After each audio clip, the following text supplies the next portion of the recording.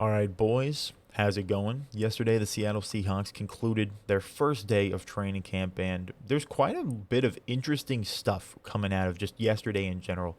First things first, let's talk about something a little bit nice and happy to alleviate the pain of what happened with Chris Carson. We've got KJ Wright signing a 1 day contract with the Seahawks so that he could retire as a Seahawk. I mean, really nice stuff. I really like seeing stuff like this where players will go back to their main team for a day so they can retire as a member of that team. KJ Wright, obviously a fan favorite, did a ton for this team, a great player, had a ton of incredible plays for us. And him to come back, it clearly meant a lot to him. And I think that that's just a really nice story, especially with what happened after with Chris Carson. I mean, it seems like the Seahawks are really putting their emphasis on making sure players go out in the right way, other than, of course, Bobby Wagner, apparently. I don't know why. But KJ Wright got a good send off. Chris Carson got millions in benefits for when he's retiring. So it seems like the Seahawks are doing right by everyone except for Bobby Wagner right now. Um, Next thing, probably, I guess, the most important thing or most talked about thing is DK Metcalf holding in. Uh, Basically, he's doing everything except for practicing. I mean, he's showing up to practice. He's doing the meetings. He's still talking to positional coaches and, like, he's still mentally there. He's just not going to risk getting injured or putting his body through any of the drills because, if you get injured, what happens to that over $100 million contract he's almost guaranteed to get? It makes a whole lot of sense for DK Metcalf to not be participating in practice, but he's still there. I haven't seen any issues arise with him during these contract negotiations or contract talks. He's not unfollowing the team on Instagram like Debo Samuel. He's not deleting every picture he has that involves him and the Seahawks like Kyler Murray did.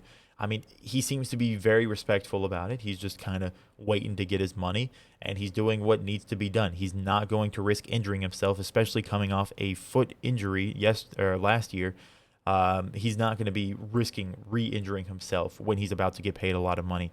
However, him not participating in practice has been confirmed that it's because of the contract and not his foot. So looking good on him not really having an issue with his foot anymore, but still he's holding in because he wants to get his money. He's going to get his money. I mean, when it comes to the Seattle Seahawks, it seems like we don't really like to pay people early on into the offseason for at least contract extensions. Jamal Adams didn't get his for like 2, maybe 3 weeks through training camp. So I'd say within this next month, DK Metcalf is going to get his contract almost guaranteed, and he's going to get a lot of money. I mean, what? A.J. Brown got $25 million a year. DK Metcalf is getting more than that because, oh my God, he's way more attractive. Yeah, I mean, football aside, DK Metcalf is just so much cooler and hotter. He's going to get a lot of money, and I don't think it's that big of an issue. I mean, he's going to get paid. I think he deserves the money. He's like the best wide receiver we've had in a while. He has a lot of potential to continue to grow. He's an absolute athletic freak. I mean, he's a great player.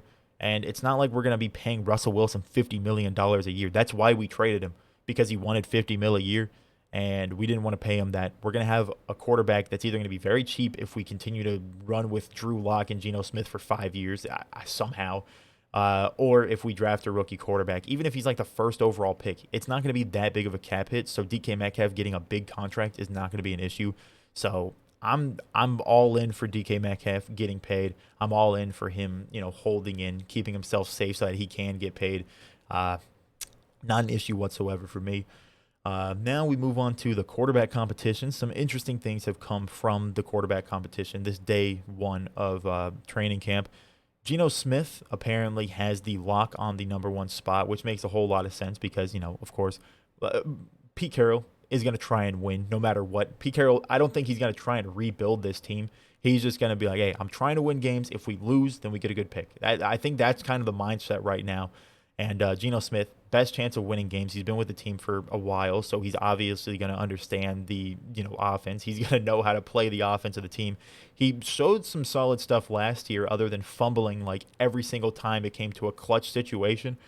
And Drew Lock, I mean, Drew Lock has not really shown too much throughout his career so far, so he's really a hit or miss type of player if you were to throw him in. But, I mean, Pete Carroll, he was talking about how Geno Smith, he has that number one spot, and he's just running with it. But Drew Lock, of course, he's going to compete. I think this is like Drew Lock's last chance to really stay in the NFL, so he's going to really have to prove something this year. But Geno Smith makes a whole lot of sense for him to be the number one quarterback right now in the competition.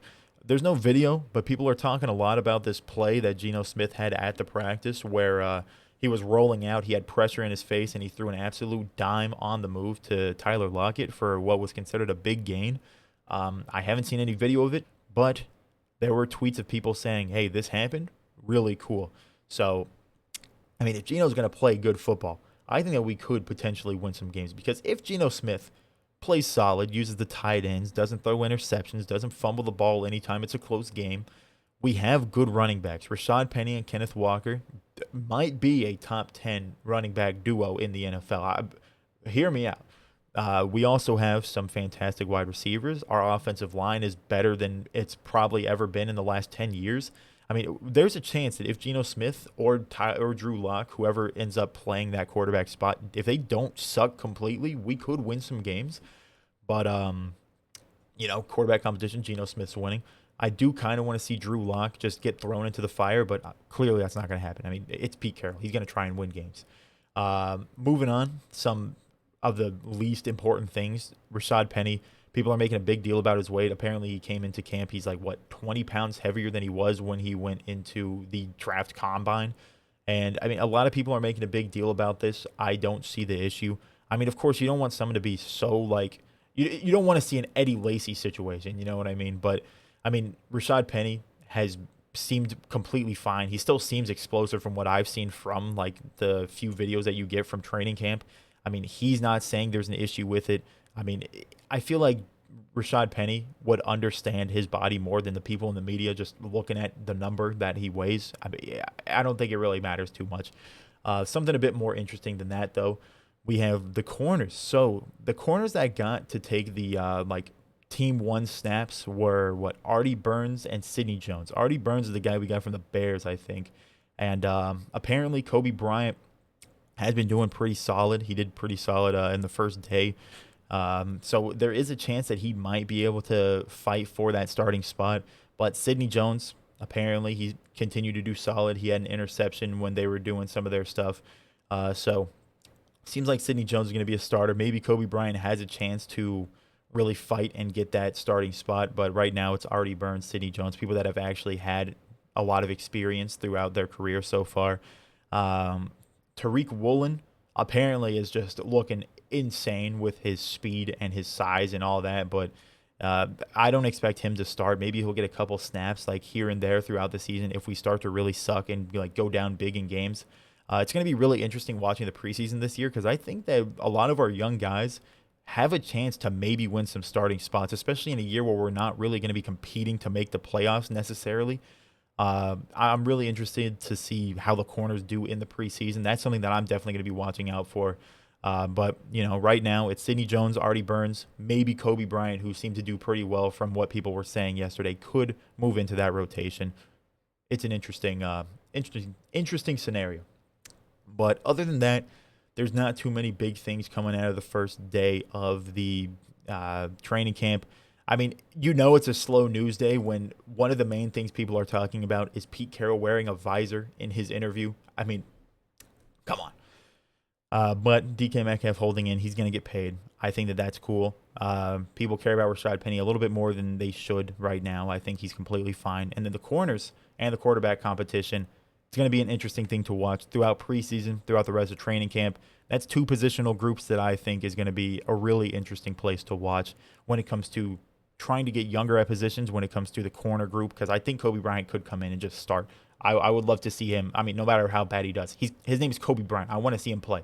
But Geno Smith, Drew Lock, I think that'll be interesting to watch in the preseason. We might win some preseason games because we're going to have a quarterback competition, so we'll actually have a good quarterback on the field in the preseason. I don't know. Interesting day one of training camp. The Seattle Seahawks are doing some things. Things are occurring. Things are happening. I got some interesting videos lined up. Let me just say I got some hot takes that I want to get off my chest, and I'm going to do so. But with that's about it for today's video. I'd like to thank you so much for watching. Let me know down below in the comments what you think about any of the stuff that happened throughout the first day of training camp. And with that, I'd like to thank you for watching. Have a great day.